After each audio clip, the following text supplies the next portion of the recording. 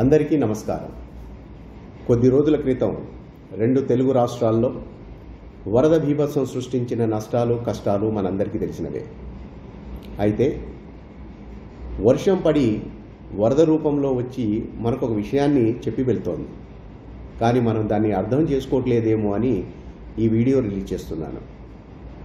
ప్రకృతి ధర్మంగా వర్షం పడ్డప్పుడు నీరు పల్లం వైపు తన దారి తను వెతుక్కొని వెళ్తుంది. అటువంటి దారిని అడ్డగించినప్పుడు మనం వరదల్ని చవిచూడాల్సి వస్తోంది.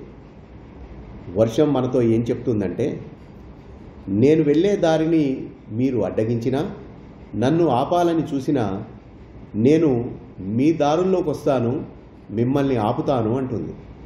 అలాగే మీరు నా ఇంట్లోకి వస్తే నేను మీ ఇంట్లోకి వస్తాను అంటుంది.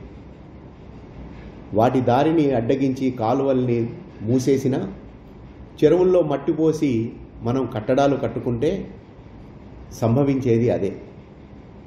వర్షం వరద రూపంలో వచ్చి మనం చెప్పే పాఠాన్ని గుణపాఠంగా తీసుకుందాం. ఇది నా మాటగా కాకుండా ప్రకృతి పాఠంగా తీసుకుంటే భవిష్యత్తులో ఇటువంటి ఉపద్రవాలు, ఇటువంటి నష్టాలు కష్టాలు ఉండవని నా అభిప్రాయం. నమస్కారం.